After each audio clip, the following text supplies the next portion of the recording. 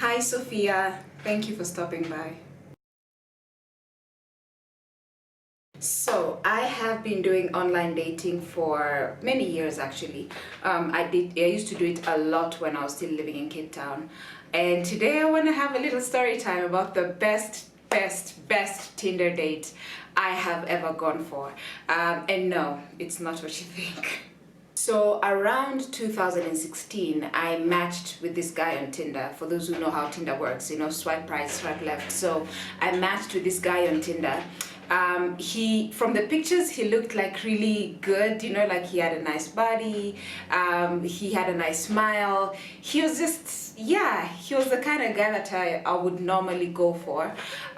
We exchanged numbers, started talking on WhatsApp for a while, and then it was like, oh, cool, since you like fish, let's then go for sushi. And then we went for the date. So I arrived first. Like, I'm never late for, okay, let me say never late, but usually I keep time for everything, even for dates. Yes, I keep time even for a date. So I arrived a bit early, waited for him, saw him coming in. Okay, the thing was, let me back up. I was seated there seeing, I saw a guy come in, approaching me, looking at me, smiling, and I'm thinking, well, who is this guy? I don't know who this guy is. So the guy approaches me, he's like, hey, are you Abby? I'm like, yeah. He's like, oh, I am, let's call him Mark for the sake of this video. He's like, I am Mark. I'm like, hi. You? Is that really you? He's like, yeah, it's me. And I think he also knew he looked very, like, completely different. Like, when we talk of a catfish, this guy was the absolute catfish. Like, he looked completely different from his pictures. First of all, he looked older. He had definitely gained a couple of pounds, not just one or two, like a couple of pounds. He definitely looked shorter than his pictures. First of all, I was taller than him, and I'm 5'9", so I'm quite tall, and I really cannot date someone who's like anyone 6 feet and less is just, I cannot do that.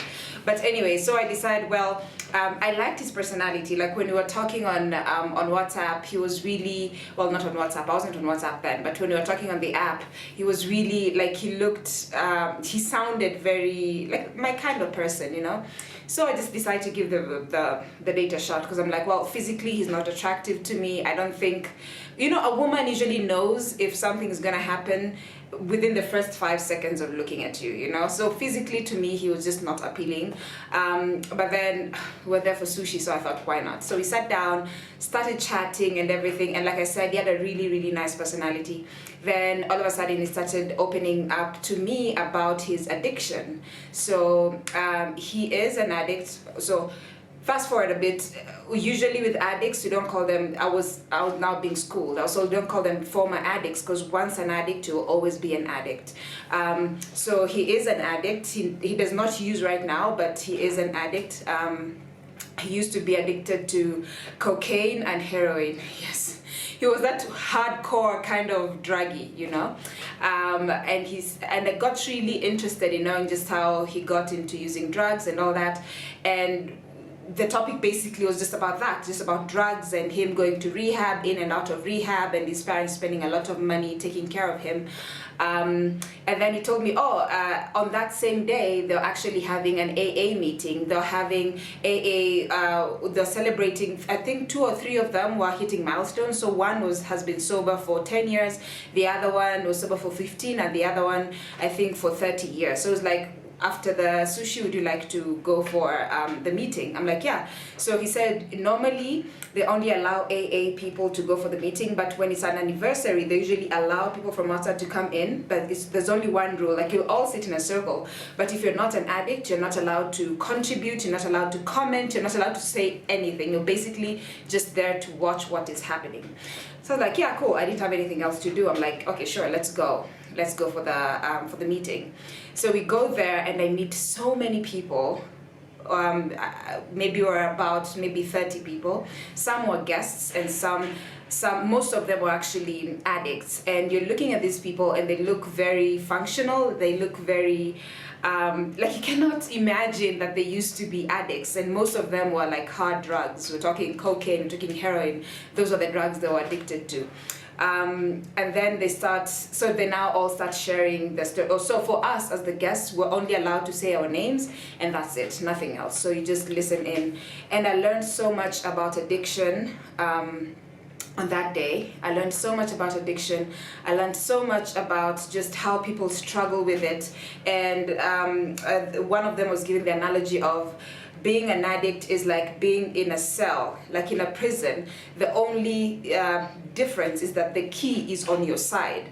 Like you can get out anytime you want. The key is right there. You can get yourself out. And he was like, that's the most frustrating thing, the fact that you can see the key, you can see the solution, but you cannot get out of it. And some of them were actually saying you actually get, especially when you start getting clean, you start getting depressed for some of them, and some of them even end up committing suicide because you feel like your body is trapped, like you want to get out, but this drug just holds you back. It holds you back for so long. Anyways, back to my date. He gave the story of how he got addicted to drugs himself. His parents were from the UK. They were quite wealthy, so money was just an object to them, and that's how he got into drugs. So his grandparents used to live in Ecuador. So when the parents realized that this guy is getting addicted, they sent him to live with his grandparents in Ecuador, not knowing, or rather maybe in retrospect, looking back, that Ecuador is one of the countries where drugs is like a main commodity, that there's a lot of drugs there. So them sending him there was actually more trouble than it is helping him. So when he went there, again, the grandparents were rich, so him getting money was not an issue. So again, he got even deeper and deeper into drugs. And then he met a beautiful woman there. They had a child, and the saddest part was he does not remember the first 2 years of that child. Like he remembers nothing about that child. And in the end, he broke up with the girlfriend because, being an addict is such a burden, not just to you, but also to the people around you. So the parents looked for another rehab. So they took him to a rehab in Cape Town, in Johannesburg. They took him to a rehab in Johannesburg, and that's how he ended up being in Africa in the first place, So he went to rehab, and he says the first impression that he saw of the rehab, there was a woman literally running around, scratching her head, scratching everything she could scratch, because they're now going through withdrawal. And he looked at the woman and he was like, oh my God, thank God I'm not this far. Like, I know I'm an addict, but I've not gotten to this level. Anyway, so he stayed. This was the third rehab he'd been taken to, the one in South Africa. So he went to the rehab. He stayed there for almost 1 year of recovery. It's one of the most expensive rehabs to go to. So the parents were really sacrificing a lot for the boy to get better, because it is like a disease. Being addicted to anything is like a disease, and just getting it out of your system takes a lot of time, money, and patience. After almost a year, he came out. He came out a totally different, changed person. He moved to Cape Town. He started a business. He runs a very successful beauty parlor.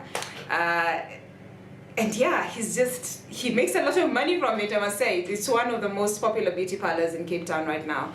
And the date, so after the whole meeting and learning about AA and learning about people going through drugs and alcohol and all of that, it really opened my mind to what people are suffering from silently. Like he was, for example, telling me, like he would sit at when he was still like living in Ecuador, he would see functioning addicts, like he would see functioning alcoholics. Like he said, his own physician was an alcoholic, but people could not tell because he was a functioning alcoholic. So a functioning alcoholic is someone who, like, they depend on alcohol for them to function, but they don't see it as a problem. So for example, in the morning they must have like a beer or a glass of wine. During the day they'll have a whiskey, that kind of thing. But they go to work, they make money, you know, but they don't realize that they're actually addicts, they're alcoholics, or they're drug addicts, you know, like, or maybe you say, oh, maybe I just have a hit of cocaine here and there, but then you don't realize that you are an addict, you're just a functioning addict. So basically, yeah, that was our story, that was our date. So what happened after the date was, we still, like, I think he could see that I'm not attracted to him physically, he could see it. So we just ended up agreeing on being friends. We didn't talk about it, but it was kind of implied.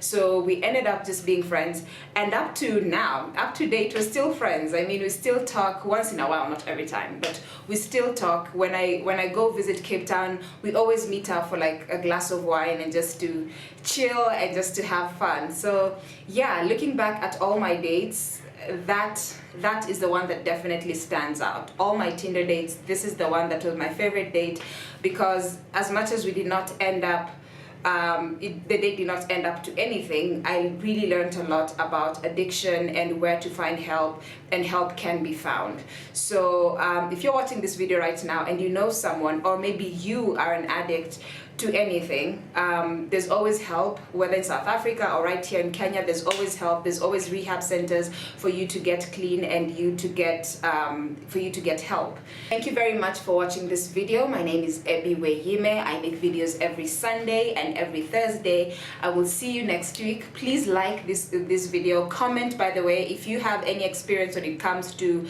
drugs and alcohol, or if you've gone on online dating and maybe your worst experience or your best experience, let me know in the comments below. And also, if you want to know about my worst date, my god, if you want to know about my worst date, also let me know in the comment section and I will make a video about it. Anyways, I will see you next week. Please subscribe to the channel if you haven't, and if you have subscribed to the channel, please make sure that you ring the red button, the red bell at the, ring the bell at the bottom, because when you ring the bell, then every time I upload a video, you get a notification. But if you do not ring the bell, then you don't know when the video is up. Anyways, I will see you next week. Subscribe to the channel and thank you for stopping by.